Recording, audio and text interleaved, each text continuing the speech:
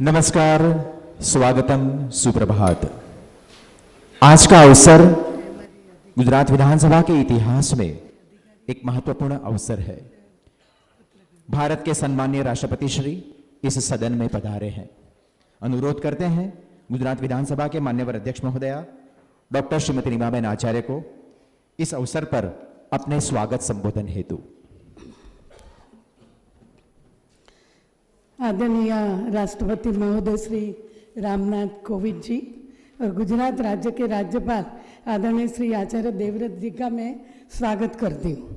गुजरात राज्य के आदरणीय मुख्यमंत्री श्री भूपेंद्र भाई, प्रतिपक्ष नेता आदरणीय श्री सुखराम भाई, विधानसभा के उपाध्यक्ष जेठा भाई, हमारे संसदीय मंत्री श्री राजेंद्र भाई और विधानसभा के एवं सभी सदस्यगण और पूरे हमारे मंत्रीगण और विशेष तौर से हमारे यहाँ 13 महिला सदस्य भी हैं और बहुत लोकप्रियता प्राप्त करके निडरता से हार्ड वर्क के सब लोग बहुत अच्छे से अपने अपने विस्तार में काम करते हैं।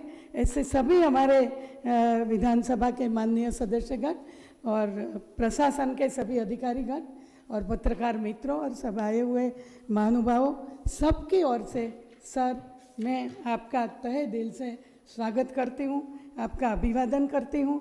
और आज इस अवसर पे जिस तरह से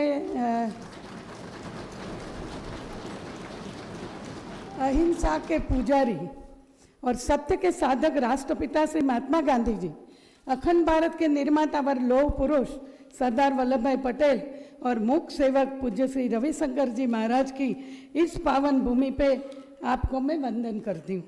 हमारे लिए यह अत्यंत गौरव की क्षण है जब गुजरात विधानसभा के इतिहास में पहली बार देश के राष्ट्रपति इस संबोधित करने वाले हैं। ये हमारे लिए बहुत गौरव की बात है। जब देश में जब आज़ादी का अमृत महोत्सव मना रहे हैं तब गुजरात विधानसभा के आमंत्रण पर हमारे सदन पे रहने पर, उपस्थित रहने पर और हमें मार्गदर्शन के लिए मैं माननीय राष्ट्रपति जी का अभिवादन करती हूँ, उनको वंदन करती हूँ। हमारे आदरणीय राष्ट्रपति जी ने भारत देश के कई क्षेत्र में काम किया है। उन्होंने एक समाज सेवी के माध्यम से, वो खुद वकील भी है, राज्यसभा के सांसद भी 12 साल तक रहे हैं और कमज़ोर, दलित, पीड़ित, शोषित, आदिजाति, अनुसूचित जाति सब के लिए उन्होंने बहुत कार्य हर एक क्षेत्र में किया है और ख़ास करके कॉलेज समय से अल्पसंख्यक महिलाओं के लिए भी उन्होंने कॉलेज में से ही काम शुरू किया था। ऐसे हमारे आदरणीय राष्ट्रपति जी खास करके शिक्षण क्षेत्र में उन्होंने बहुत ही विशेष का अपना योगदान दिया है। आपको यह जानकर खुशी होगी कि हमारे राष्ट्रपति जी गुजरात से भी एक विशेष नाता रखते हैं। जब 1977 में देश में जनता पार्टी की सरकार बनी तब प्रधानमंत्री श्री मोरारजी भाई देसाई के वो निजी सचिव भी बने थे। गुजरात विधानसभा के इतिहास में विदेश उद्देश्य के साथ अब तक 6 विशेष बैठक बुलाई गई है, सिल्वर जुबिली, गोल्डन जुबिली और आज हम खास आज़ादी के अमृत महोत्सव पे यहाँ पे डायमंड जुबिली के इस अवसर पे हमने विशेष सदन अपने आदरणीय राष्ट्रपति जी की उपस्थिति में उनके मार्गदर्शन में बुलाया है। तो हमारे लोकप्रिय और माननीय वडाप्रधान श्री नरेंद्र भाई मोदी जी के आज़ादी की 75वीं वर्षगांठ को पूरा साल आज़ादी का अमृत महोत्सव के तौर पर मनाने की घोषणा करते हुए कहा था कि आज़ादी के अमृत महोत्सव का अर्थ आज़ादी की ऊर्जा का अमृत है, यानी स्वतंत्रता सेनानियों की स्वाधीनता का अमृत, नए विचारों का अमृत, नए संकल्पों और आत्मनिर्भरता का अमृत। स्वतंत्रता की 75वीं वर्षगांठ पर शुरू हुआ आज़ादी का अमृत महोत्सव आत्मनिर्भर की दिशा में उठाया गया एक महत्वपूर्ण कदम है। इतिहास साक्षी है कि किसी राष्ट्र का गौरव तभी जागृत रहता है जब वो अपनी स्वाभिमान और बलिदान की परंपराओं को अगली पीढ़ी को भी सिखाता है, संस्कारित करता है और उन्हें इसके लिए निरंतर प्रेरित करता है। इसीलिए आज़ादी के 75 साल का ये अवसर एक अमृत की तरह वर्तमान पीढ़ी को प्राप्त होगा और एक ऐसा अमृत जो हमें प्रतिदिन देश के लिए जीने का और देश के लिए कुछ करके दिखाने का लिए प्रेरित करता रहेगा। गुजरात राज्य सुख, शांति और स्थिर शासन का पर्याय है। विकास के हर क्षेत्र में सबसे अव्वल नंबर रहने के लिए गुजरात प्रतिबद्ध है। गुजरात की इस छवि के पीछे हमारे देश के लोकप्रिय प्रधानमंत्री श्री नरेंद्र भाई मोदी जी और अन्य सभी महानुभावों का कुशल और दूरंदेशी नेतृत्व रहा है। प्रदेश में सर्वाधिक पूंजी निवेश, औद्योगिक विकास, प्रवासियों की संख्या में वृद्धि, इन सभी चीज़ों का श्रेय गुजरात की कुशल सरकार के सुचारू प्रशासन को जाता है। प्राचीन काल से लेकर आधुनिक गुजरात ने अपनी सांस्कृतिक विरासत को संभालते हुए देश और दुनिया में अपना एक अलग मुकाम बनाया है। ये यही गुजरात है जिसमें महात्मा गांधी और सरदार वल्लभ भाई पटेल के नेतृत्व में गुलामी के कालखंड से देश को आज़ाद कराने के लिए स्वराज प्राप्ति के आंदोलन में देश का नेतृत्व किया था।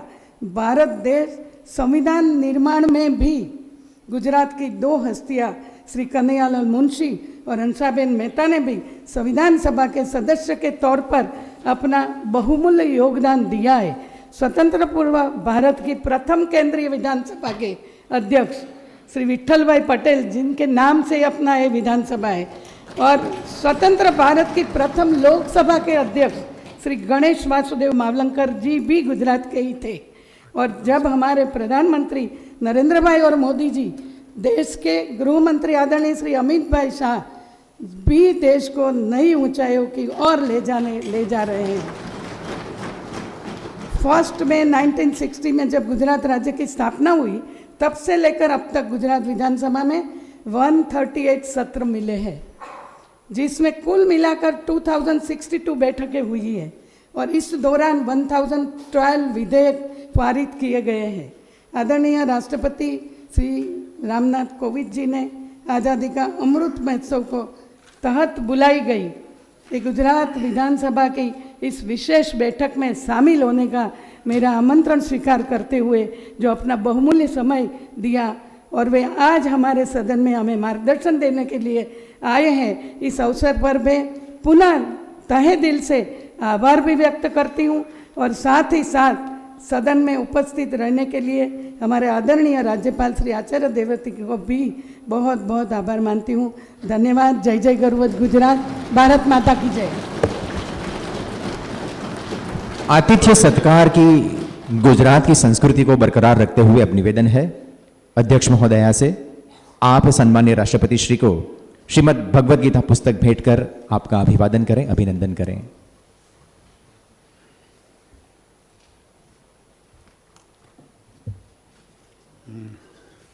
बहुत बढ़िया। हमने गुजरात में सर 6 से चालू किया है। बहुत अच्छा। अध्यक्ष महोदया से फिर एक बार निवेदन है कि आप गुजरात राज्य के राज्यपाल श्रीमान आचार्य देवव्रत जी को भी श्रीमद् भगवद गीता पुस्तक भेंट कर उनका भी अभिवादन करें।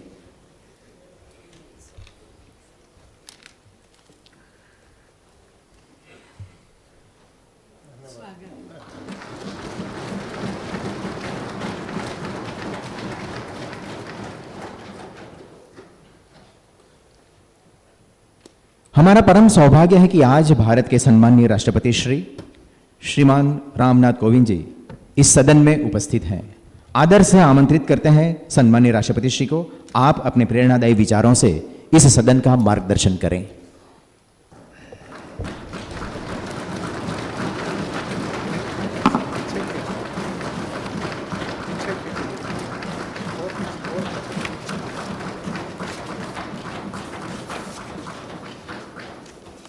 धन्यवाद।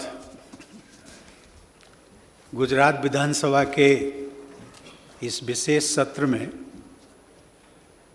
प्रमुख रूप से उपस्थित आचार्य देवव्रत जी, गुजरात राज्य के राज्यपाल महोदय, विधानसभा अध्यक्ष डॉक्टर नीमाबेन आचार्य जी, मुख्यमंत्री श्री भूपेंद्र भाई पटेल जी, प्रतिपक्ष के नेता श्री सुखराम राठवा जी, उपस्थित सभी मंत्रीगण एवं विधायकगण, गणमान्य अतिथियों, देवी और सज्जनों,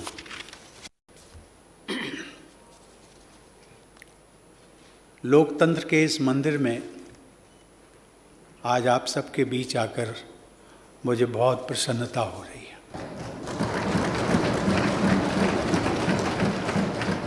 यह मेरा सौभाग्य है कि राष्ट्रपति का कार्यभार ग्रहण करने के बाद मुझे बापू की जन्मभूमि गुजरात की इस पावन धरती पर आने के लिए अनेक अवसर प्राप्त हुए। यह एक महत्वपूर्ण संयोग है कि गुजरात की विधानसभा का यह समारोह तब आयोजित हो रहा है जब हमारा देश आज़ादी का अमृत महोत्सव मना रहा है। आज़ादी और उसके अमृत महोत्सव के संदर्भ में गुजरात से अधिक उपयुक्त कोई और स्थान नहीं है। स्वतंत्र भारत की कल्पना करने वाले लोगों में गुजरात क्षेत्र के निवासी अग्रणी थे। 19वीं सदी के अंतिम दशकों में भारतीयों के अधिकारों के लिए दादा भाई नौरोजी और फिरोज शाह मेहता जैसी विभूतियों ने आवाज़ उठाई थी। उस संघर्ष को गुजरात के लोगों द्वारा निरंतर मजबूत बनाया गया और अंततः वो लड़ाई महात्मा गांधी जैसे युग प्रवर्तक के मार्गदर्शन में भारत की स्वतंत्रता के रूप में फलीभूत हुई।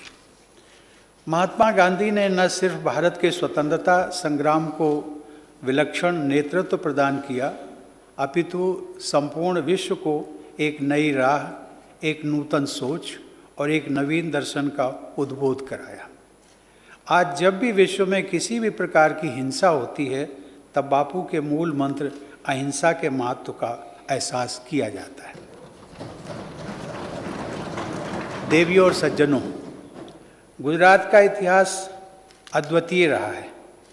महात्मा गांधी और सरदार पटेल की इस भूमि को सत्याग्रह की धरती भी कहा जा सकता है।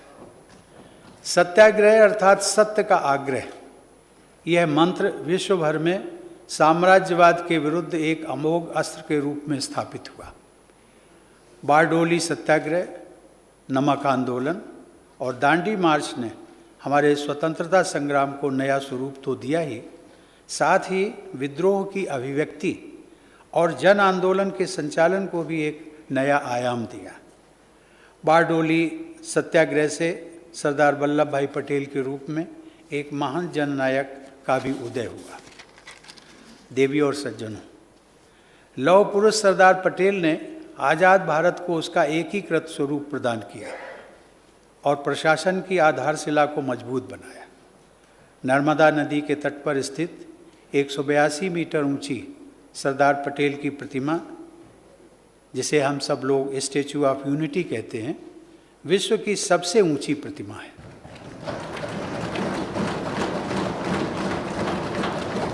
परंतु देशवासियों के हृदय में सरदार पटेल का कद उससे भी ऊंचा है। उनकी वह प्रतिमा भारत के उस महान सपूत की स्मृति में कृतज्ञ राष्ट्र की तरफ से एक छोटी सी भेंट है। राजनीति के साथ साथ सांस्कृतिक, सामाजिक एवं आर्थिक क्षेत्रों में भी गुजरात ने अहम भूमिका निभाई है। नरसिंह मेहता की भक्ति से सिंचित इस धरती पर अध्यात्म का प्रचुर प्रभाव रहा है। उनका भजन वैष्णव जनते तेने कहिए जो पीड़ पराई जाने रे भारत के स्वतंत्रता संग्राम का भी गीत बन गया था। इस भजन ने भारतीय संस्कृति के मानवतावाद को प्रसारित किया। पूरी मानवता के प्रति समदृष्टि के परिवेश में गुजरात में पली बढ़ी हंसाबेन मेहता ने संयुक्त राष्ट्र संघ के universal declaration of human rights के प्रावधानों में महिलाओं को पुरुषों के समकक्ष स्थान दिलाने का ऐतिहासिक कार्य किया।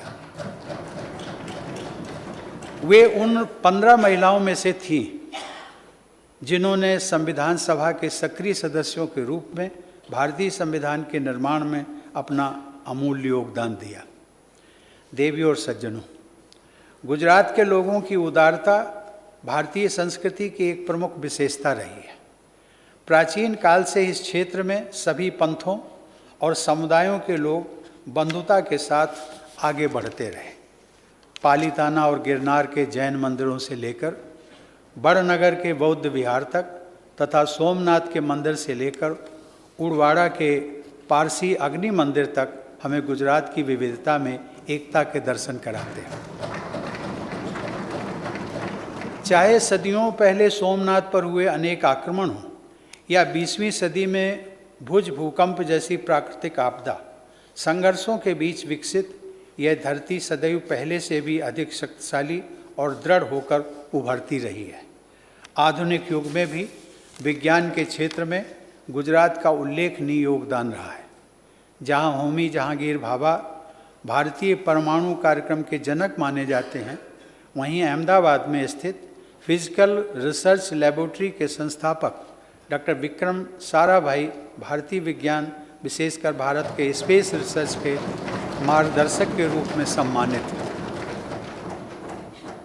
सन 1960 में अपना अलग अस्तित्व बनाने के बाद आप सबका यह प्रदेश विकास के पथ पर इंटरप्राइज और इनोवेशन के जरिए अग्रणी रहा है। इस राज्य की सतत आर्थिक प्रगति के लिए मैं सभी पूर्व मंत्रियों, पूर्व मुख्यमंत्रियों और उनकी सरकारों के योगदान की सराहना करता हूँ। गुजरात की विकास यात्रा को आगे बढ़ाने के लिए मैं मुख्यमंत्री श्री भूपेंद्र भाई पटेल और उनकी पूरी टीम को भी साधुवाद देता हूँ। गुजरात की धरती पर आरंभ हुए व्हाइट रेवोल्यूशन द्वारा पोषण के क्षेत्र में क्रांतिकारी परिवर्तन आया। दूध के कुल उत्पादन और उपभोग की दृष्टि से आज भारत विश्व में प्रथम स्थान रखता है। गुजरात की मिल्क कोऑपरेटिव्स इस सफलता की अग्रदूत रही है। गुजरात में सहकारिता की संस्कृति की सफलता का लाभ पूरे देश में और भी अधिक प्रसारित हो, इस दृष्टि से केंद्र सरकार में सहकारिता मंत्रालय का गठन किया गया है और मुझे खुशी है कि उसकी जिम्मेदारी भी आपके गुजरात के ही श्री अमित भाई शाह को दी गई है। देवियों और सज्जनों, जब गुजरात की एक नए राज्य के रूप में स्थापना की गई, उसके बाद इस विधानसभा ने राज्य के समग्र विकास के लिए अनेक कदम उठाए। गुजरात पंचायत विधेयक 1961 और गुजरात अनिवार्य प्राथमिक शिक्षा अधिनियम 1961 द्वारा लोकल सेल्फ गवर्नमेंट और शिक्षा के क्षेत्र में प्रगतिशील व्यवस्था स्थापित की गई।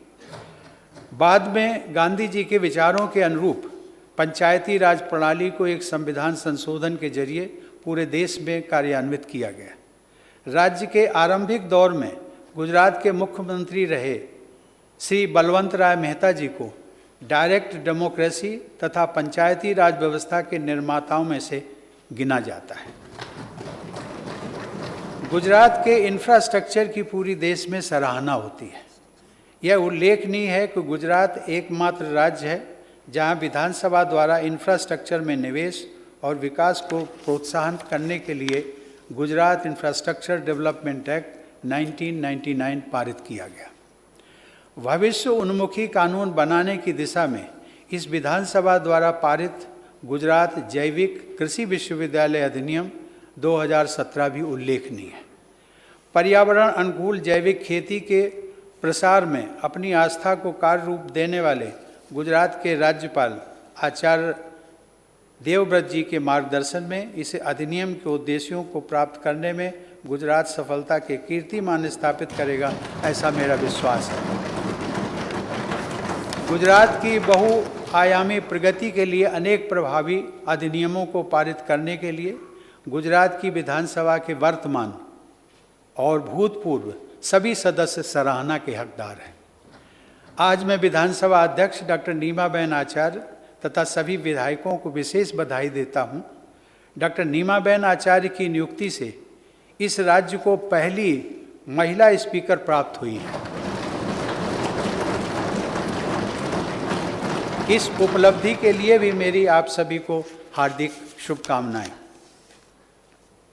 देवियों और सज्जनों, लगभग 1.5 वर्ष पूर्व 25 नवंबर 2020 को मुझे केवड़िया में सभी राज्यों की विधानसभाओं तथा विधान परिषदों के पीठासीन अधिकारियों की all India presiding officers conference के उद्घाटन का अवसर मिला था। भारत में संसदीय प्रणाली को दिशा देने वाली 2 विभूतियां गुजरात की धरती ने ही प्रदान की हैं। आज़ादी हासिल करने के पहले वर्ष 1925 में केंद्रीय विधानसभा के अध्यक्ष पद पर नियुक्त होने वाले प्रथम भारतीय श्री विट्ठल भाई पटेल गुजरात के ही थे। इस विधानसभा भवन का नामकरण भी विट्ठल भाई पटेल की स्मृति में किया जाना सर्वथा तर्कसंगत और इतिहास सम्मत है। आज़ादी के बाद लोकसभा के प्रथम अध्यक्ष श्री गणेश वासुदेव मावलंकर का जन्म स्थान और कर्म स्थल भी गुजरात का ही ये क्षेत्र रहा है। देवियों और सज्जनों, वस्तुतः भारतीय संविधान के प्रमुख शिल्पी बाबा साहब डॉक्टर भीमराव अंबेडकर की असाधारण जीवन यात्रा में बड़ौदा के महाराजा सयाजीराव गायकवाड़ द्वारा महत्वपूर्ण सहायता प्रदान की गई।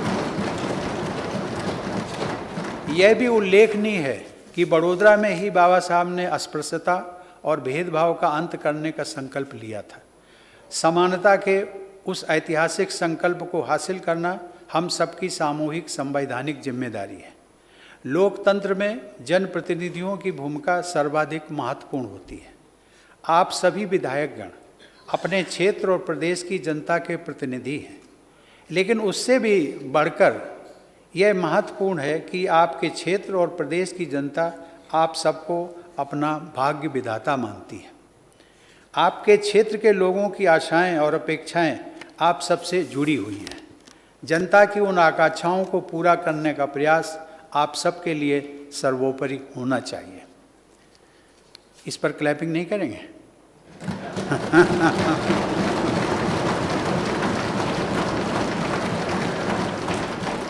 धन्यवाद।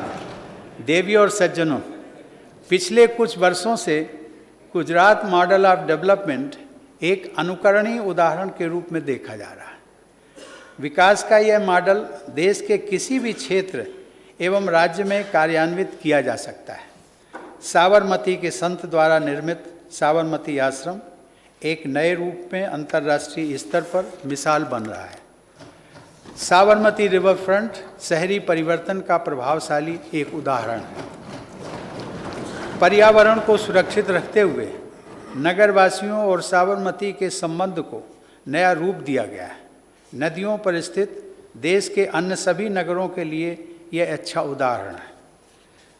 देवियों और सज्जनों, गुजरात के लोगों का देश प्रेम विश्वविख्यात है।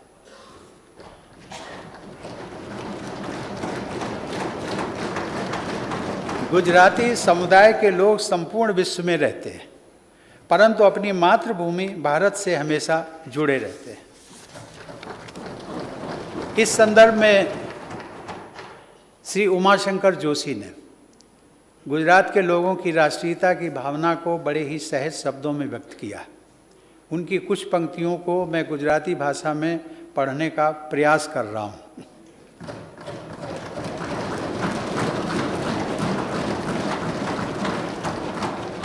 ऐते केवो गुजराती जे हो केवल गुजराती, हिंदू भूमिना नामे जेनी उछले ना छाती, महाराष्ट्र द्रविड़ बंगाल बिहार बधे अनुकूल, ज्यां पग मूगे त्याने थईने रोपाए दृढ़ मूल, सेवा सुबास जेनी ख्याति, तेज वस नक्सिक गुजराती।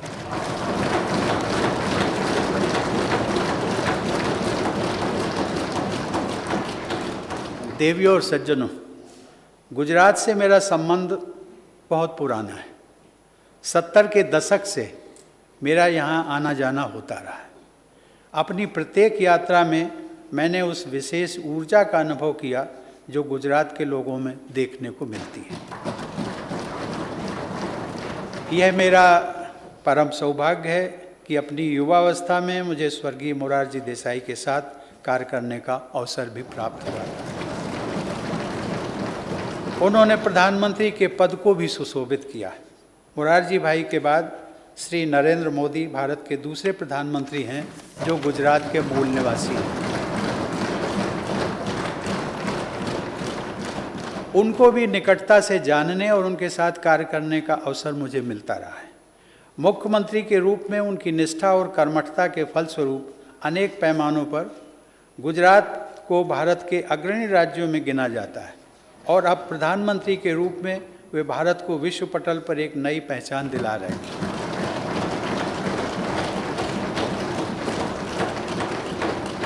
संयोग से 2 बार भारत के कार्यवाहक प्रधानमंत्री की भूमिका निभाने वाले स्वर्गीय गुलजारी लाल नंदा जी की कर्मभूमि भी गुजरात ही थी।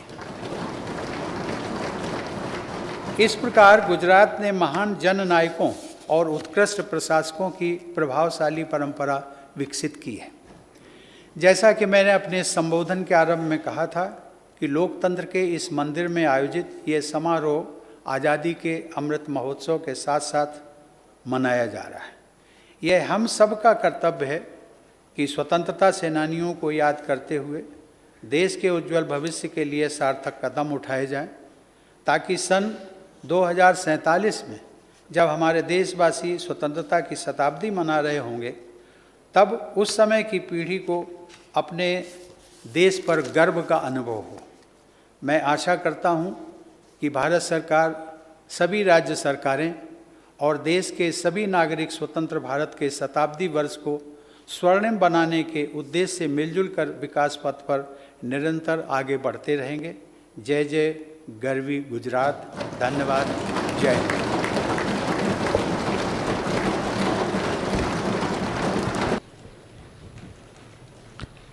हम सब अपने स्थान पर राष्ट्रगीत के सम्मान हेतु खड़े रहेंगे।